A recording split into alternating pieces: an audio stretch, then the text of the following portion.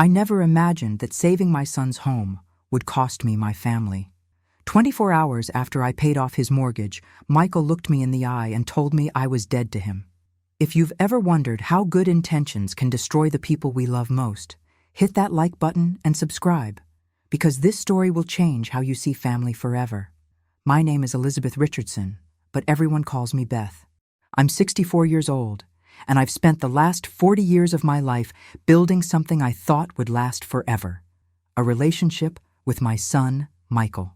3 weeks ago, I discovered just how fragile that foundation really was. It started on a Tuesday morning in November.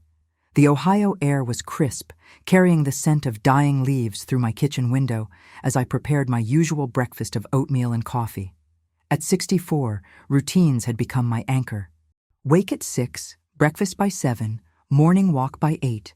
Simple pleasures that kept me grounded after losing my husband Robert 2 years ago. The phone rang just as I was settling into my favorite chair with the morning paper.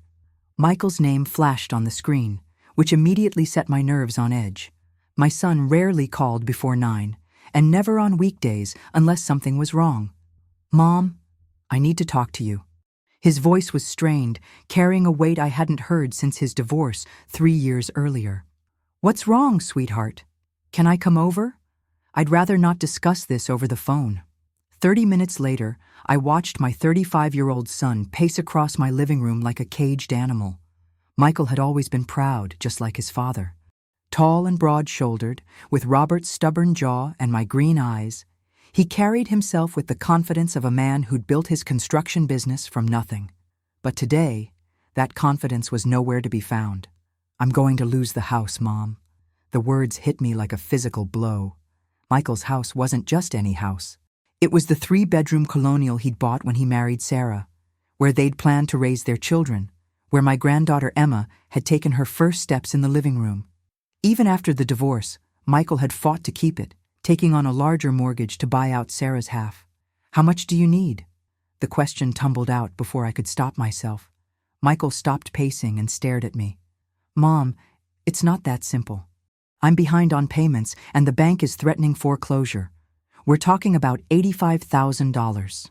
$85,000. The number echoed in my head as I studied my son's face. I could see the shame burning in his cheeks, the way his hands trembled slightly as he ran them through his dark hair. This was a man who'd been supporting himself since he was 18, who'd built a successful business, who'd never asked me for anything more than advice. "The economy hit construction hard," he continued, his voice barely above a whisper. "I lost 2 major contracts this year, and then the Miller job fell through last month. I've been robbing Peter to pay Paul for months, but I can't keep up anymore." I knew about the economic struggles. The news was full of stories about small businesses failing, families losing their homes. But somehow, I'd convinced myself that Michael was immune to all of that. He was strong, capable, just like his father had been. "What about Emma?" I asked, thinking of my 7-year-old granddaughter who spent every other weekend with her father. "That's what kills me most, Mom. She loves this house, her room, the backyard where we built that treehouse together last summer. If I lose it, the custody arrangement might change. Sarah's already making noises about how unstable my situation is." The thought of losing more time with Emma clearly devastated him. Michael had been a devoted father from the moment she was born, and the divorce had already limited his time with her. The house represented more than just a place to live. It was his connection to his daughter, his proof that he could provide stability despite everything that had fallen apart. "I've tried everything," he said, slumping into Robert's old armchair. "Second mortgages, personal loans, even talked to some of Sarah's family. Nobody can help with this kind of money." I watched my son, this man I'd raised to be independent and strong, crumble before my eyes. In that moment, he looked like the little boy who used to run to me when he scraped his knee or had a nightmare. The little boy who believed his mother could fix anything. "Let me think about this," I said softly. Michael shook his head immediately. "Mom, I'm not asking you for money. I just needed to tell someone, you know? I feel like I'm drowning, and I don't know what to do." But I was already thinking. Robert's life insurance had been generous, and between that and our savings, I had more money than I knew what to do with. The house was paid off, My expenses were minimal, and I'd been living off Robert's pension and Social Security. The nest egg sat in the bank, earning modest interest, waiting for some undefined future need. What greater need could there be than saving my son's home and keeping my granddaughter's world intact? I want to help, I said. Mom, no. Absolutely not. I won't take your retirement money. Michael, listen to me. Your father and I saved that money for emergencies, for family. This qualifies as both. I can't ask you to do that. You're not asking. I'm offering. The conversation continued for another hour, with Michael protesting and me insisting. Finally, exhausted by emotion and pride, he agreed to let me think about it overnight. As I watched him drive away, shoulders slumped in defeat, I knew I'd already made my decision. That evening, I called my financial advisor and began the process of liquidating enough investments to cover Michael's debt. It would take a few days to arrange the transfer, but it could be done. I went to bed that night feeling like a mother who'd found a way to save her child. I had no idea I was about to lose him forever. The next 3 days passed in a blur of phone calls and paperwork. My financial advisor, a patient man named David who'd worked with Robert and me for 15 years, tried to talk me out of it. Beth, this is a significant portion of your retirement savings. Have you considered other options? A loan, perhaps, with Michael paying you back over time? David, I'm 64 years old. I have more money than I need, and my son is drowning. What's the point of having security if I can't use it to secure my family's future? David sighed through the phone. I understand the sentiment, I really do. But money has a way of complicating family relationships. Have you discussed the terms with Michael? Will he be paying you back? This isn't a loan. It's a gift. The silence on the other end of the line spoke volumes. David had seen enough families destroyed by financial entanglements to know this could go wrong in countless ways. But he also knew me well enough to recognize when my mind was made up. All right, Beth, I'll prepare the transfer. But please, consider discussing this thoroughly with Michael before we finalize anything. I promised I would, but deep down, I'd already decided to present it as a done deal. Michael's pride would never allow him to accept such a large gift if he thought he had a choice in the matter. Sometimes, as a mother, you have to make decisions for your children whether they like it or not. On Friday morning, I called Michael and asked him to come over. This time, he arrived with Emma in tow. My granddaughter burst through the front door like a tiny hurricane, her blonde curls bouncing as she ran straight into my arms. Grandma Beth, Daddy said we could stop for ice cream after we visit you. Did he now? I looked over Emma's head at Michael, who managed a weak smile. Despite everything weighing on him, he was still trying to make normal moments for his daughter. Can we play in the backyard? Daddy said the leaves are perfect for jumping. Of course, sweetheart. Why don't you go pile them up while Daddy and I talk? Emma raced outside, and I watched through the window as she began gathering the fallen maple leaves into a massive pile. At 7, she was all energy and joy, blissfully unaware of the adult worries swirling around her. She doesn't know, Michael said, following my gaze. Good. Children shouldn't have to carry their parents' burdens. Michael nodded, then turned to face me with those serious green eyes. Mom, I've been thinking about what you said. I can't let you risk your financial security for me. Michael, sit down. I have something to tell you. I watched his face change as I explained what I'd done. The disbelief, the gratitude, the dawning realization of what this meant. When I told him the money would be transferred to his account on Monday morning, enough to pay off the entire mortgage and catch up on all the missed payments, he went completely silent. Mom, you can't. This is too much. It's done, sweetheart. The papers are signed, the transfer is scheduled. By Monday afternoon, your house will be safe.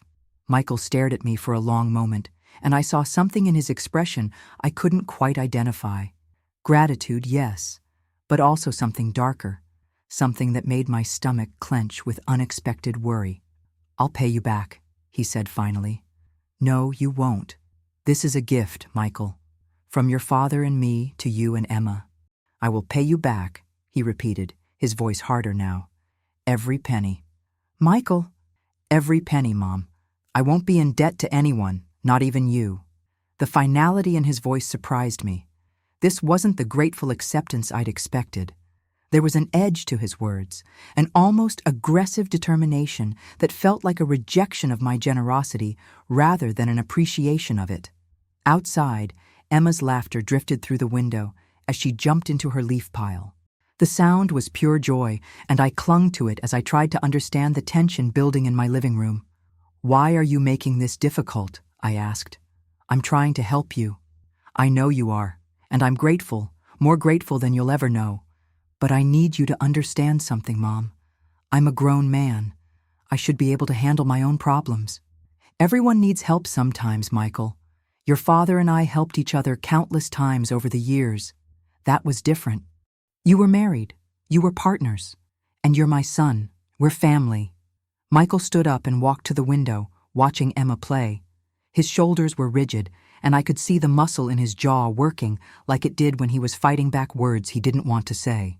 "Do you remember when I was 12 and I wanted that bike for Christmas?" he asked suddenly. I frowned, trying to follow his train of thought. "The red mountain bike?" "Yeah. I'd been saving my allowance and doing extra chores for months, but I was still $50 short.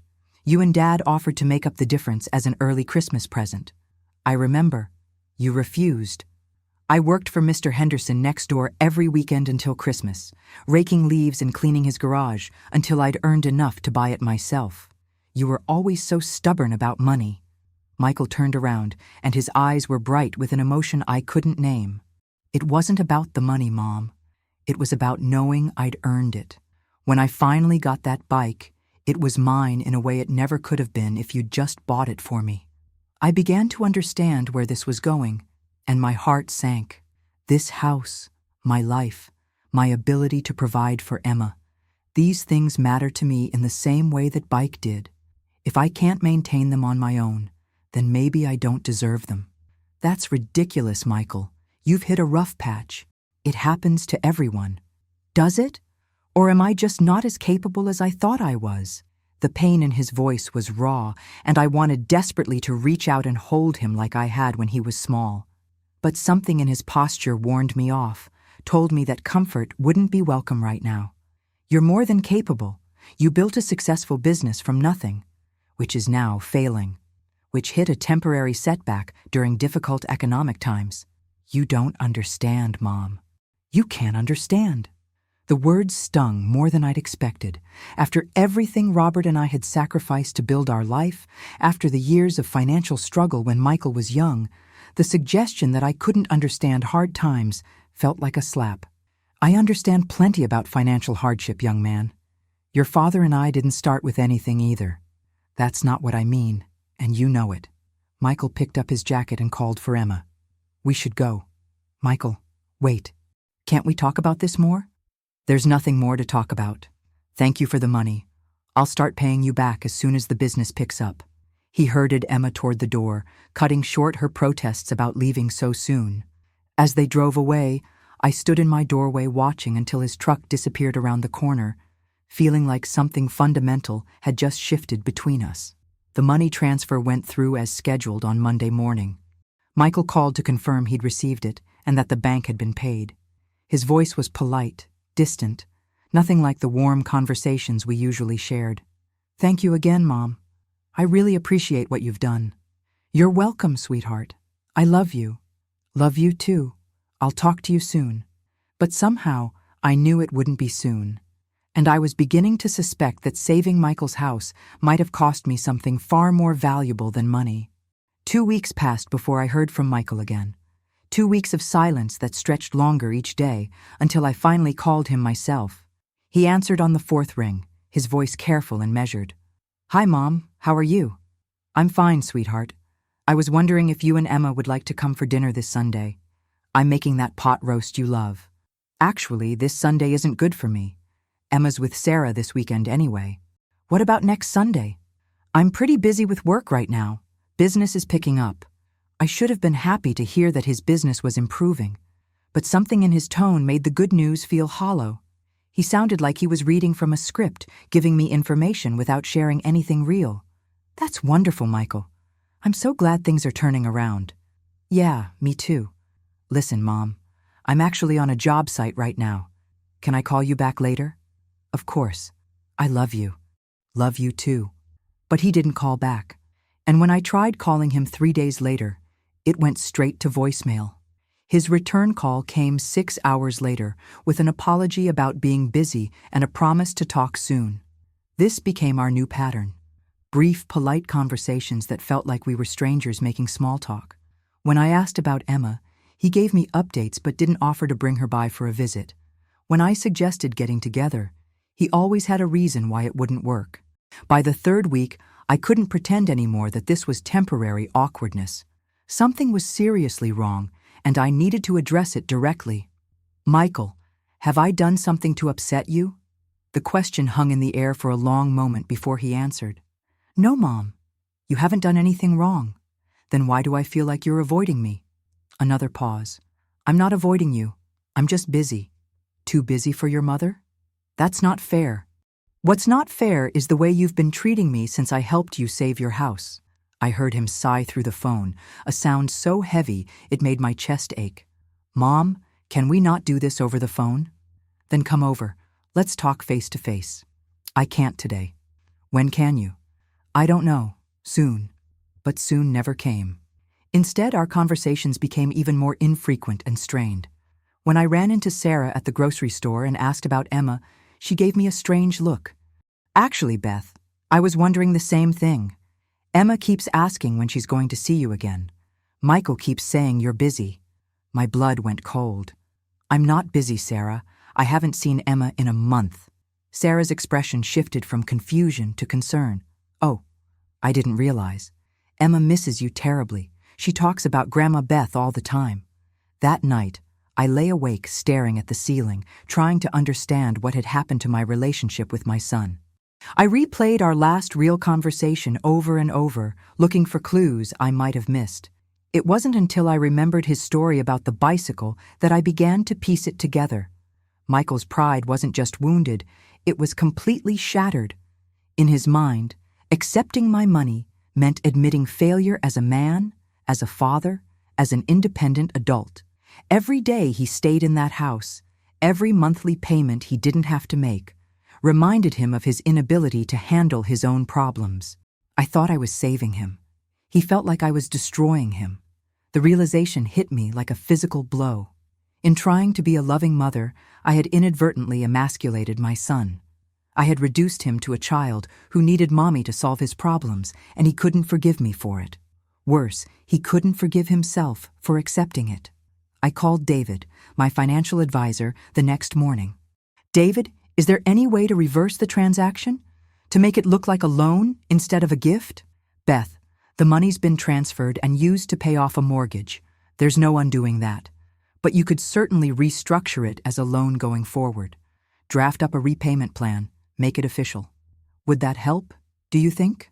David was quiet for a moment. Honestly, it might be too late for that. The damage to his pride was done the moment you paid off his mortgage. Making it a loan now might just feel like you're humoring him. He was right, and I knew it. The gesture would be transparent, a band-aid on a wound that had already festered too long. A week later, I received a check in the mail. $500, made out in Michael's careful handwriting. There was no note, no explanation, just the check, and a return address I recognized as his business office rather than his home. I stared at that check for a long time, understanding its significance. This wasn't about the money. This was Michael's way of saying he wouldn't be owned by my generosity, that he would reclaim his independence one payment at a time, even if it took him 20 years. I also understood that as long as this debt existed between us, as long as he felt diminished by my help, our relationship would never heal. Every family dinner, every birthday party, every moment we shared would be colored by the power imbalance he perceived between us. I deposited the check and waited for the next one, which arrived 4 weeks later. Another $500, another reminder of the distance growing between us. When Emma's 8th birthday arrived in December, I wasn't invited to the party. Sarah called to apologize, explaining that Michael was keeping the celebration small this year. She promised to bring Emma by for a separate celebration, but I knew she was caught in the middle of something she didn't fully understand. That evening, I sat in my living room surrounded by Christmas decorations I'd put up for no one, holding a wrapped present for a granddaughter I wasn't allowed to see. The house felt enormous and empty, filled with the echoes of better times. I thought about Robert and wondered what he would have done differently. Would he have let Michael lose the house rather than damage his pride? Would he have found a way to help that didn't feel like charity? But Robert was gone, and I was left to navigate this alone, making decisions that seemed right in the moment but proved devastating in hindsight. The third check arrived in January, and with it came the terrible understanding that this might be my new reality. Monthly payments and polite phone calls, a relationship reduced to financial transaction and careful courtesy. I had saved my son's house, but I was beginning to realize I had lost my son in the process. The confrontation I'd been dreading finally came in February, 6 months after I'd paid off Michael's mortgage. I was returning from my morning walk when I found him sitting on my front porch steps, his truck parked in the driveway. He looked older somehow, the lines around his eyes deeper, his face drawn with exhaustion. When he stood up to greet me, there was no warmth in his expression, just a grim determination that made my stomach knot with anxiety. "We need to talk," he said without preamble. "Of course, come in." "No, I think it's better if we do this out here." The rejection stung, but I sat down beside him on the steps anyway, leaving space between us that felt like a chasm. "I've been thinking about us, about what happened," Michael began, staring straight ahead rather than looking at me. "And I've realized something that I need you to understand." "I'm listening." "When you paid off my mortgage, you didn't save my house, Mom. You saved your idea of what my life should look like." The words hit harder than I'd expected. "Michael, that's not true. I was trying to help Emma, to keep your family stable." "Were you? Or were you trying to fix something that made you uncomfortable? Something that reflected badly on how you raised me?" I opened my mouth to protest, but he held up a hand to stop me. "Let me finish. I've been carrying this around for months, and I need to say it." He finally turned to look at me, and what I saw in his eyes made my heart break. It wasn't anger or resentment.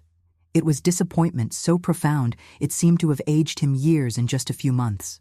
"Growing up, you and Dad always taught me to stand on my own 2 feet, to work hard, to take responsibility for my choices, to never be a burden on anyone. You were proud of me when I started my business, when I bought the house, when I became a father. I was the son who never needed anything from you. You were, and I was so proud. But the minute I really struggled, the minute I faced real failure, you couldn't handle it. Instead of letting me find my own way through it, instead of trusting that you'd raised me well enough to survive this, you swooped in and fixed it. I was trying to help. You were trying to avoid watching me fail. But failure was exactly what I needed to go through. I needed to find out if I was strong enough to handle the worst life could throw at me. I needed to know if I could lose everything and still be okay." Michael stood up and began pacing, the same restless energy I'd seen that first day when he'd come to tell me about the foreclosure. "Do you know what I've been thinking about for the past 6 months? Every night when I go to sleep in that house? Every morning when I wake up? I think about how I didn't earn the right to be there. I think about how my 7-year-old daughter is more independent than I am, because at least she doesn't need her grandmother to solve her problems. Michael, you were facing an impossible situation. The economy, the lost contracts. Other people faced the same thing and found ways through it. Other men lost their houses and figured out how to rebuild. But I'll never know if I could have done that, because you didn't give me the chance. I gave you a chance to keep your home, to maintain stability for Emma. You gave me a chance to avoid consequences. There's a difference." He stopped pacing and looked at me directly. "Mom, I know you meant well. I know you love me and Emma, and I know you were trying to be a good mother and grandmother. But what you did, it broke something in me." "What do you mean?" "I mean, I don't know who I am anymore. I don't know if I'm a capable man who hit a rough patch or if I'm just a failure whose mommy had to save him. And the worst part is, I'll never find out, because that test is over. I failed it, and you made sure I couldn't retake it." The silence that followed was deafening. I could hear the wind rustling through the bare trees, the distant sound of traffic on the main road, the beating of my own heart. But I couldn't find words to respond to what Michael had just shared with me. "I've made a decision," he said finally. "I'm selling the house." "What? Michael, no, you don't have to do that. Yes, I do. I can't live there anymore, knowing what it represents. I can't raise Emma in a house that I didn't earn the right to keep. But where will you go? What about Emma's stability? I'll figure it out. That's what men do when their backs are against the wall. They figure it out. And this time, I'm going to do it without any help from you. Michael, please, I'm going to pay you back every penny, Mom, every cent you spent on that mortgage. And then I'm going to step away from this relationship until I can figure out how to be your son again without feeling like a child. You don't have to pay me back. I told you it was a gift. It was never a gift. Gifts don't come with the kind of strings this money came with. What strings? I never asked for anything in return. You asked me to accept that I wasn't capable of handling my own life. You asked me to be grateful for being reduced to someone who needed rescue. Those are pretty big strings, Mom. Michael walked toward his truck, then turned back one last time. I need you to understand something. This isn't about money, and it's not about pride. It's about respect. When you paid off that mortgage, you showed me that you don't respect me as a man capable of solving his own problems. And I can't have a relationship with someone who sees me that way. I see you as my son who was struggling, and I needed you to see me as a man who could handle his struggle. He climbed into his truck and started the engine. Through the open window, he looked at me one last time. I love you, Mom. I always will. But until I can prove to myself that I'm more than just your little boy who needs saving, I can't be around you. Every time I see you, I'm reminded of my failure, and I can't live like that anymore. Michael, wait. But he was already driving away, leaving me sitting on my front porch steps with the weight of understanding crushing down on me. I had thought I was being a loving mother. But Michael was right. I had been unable to watch him fail, unable to trust that the man I'd raised was strong enough to handle whatever life threw at him. In my rush to protect him from consequences, I had stolen his opportunity to prove his own strength. The monthly checks continued to arrive, $500 at a time. I deposited each one and watched my relationship with my son reduce itself to a financial transaction. Emma started school that fall, and I heard about her first day from Sarah rather than from Michael or my granddaughter herself. By Christmas, I understood that I hadn't just made a financial mistake. I had fundamentally misunderstood what it meant to love an adult child. Love wasn't about preventing their pain or solving their problems. Love was about believing in their capacity to handle whatever life brought them, even when that meant watching them struggle. I had saved Michael's house, but in doing so, I had destroyed his faith in himself and his trust in me. He was right to say I was dead to him. The mother who respected him as a capable adult had died the day I decided he needed rescuing. As I sat in my empty house on Christmas morning, surrounded by unopened presents meant for a granddaughter I couldn't see and a son who wouldn't visit, I finally understood the true cost of my generosity. Sometimes the most loving thing you can do for someone is absolutely nothing at all.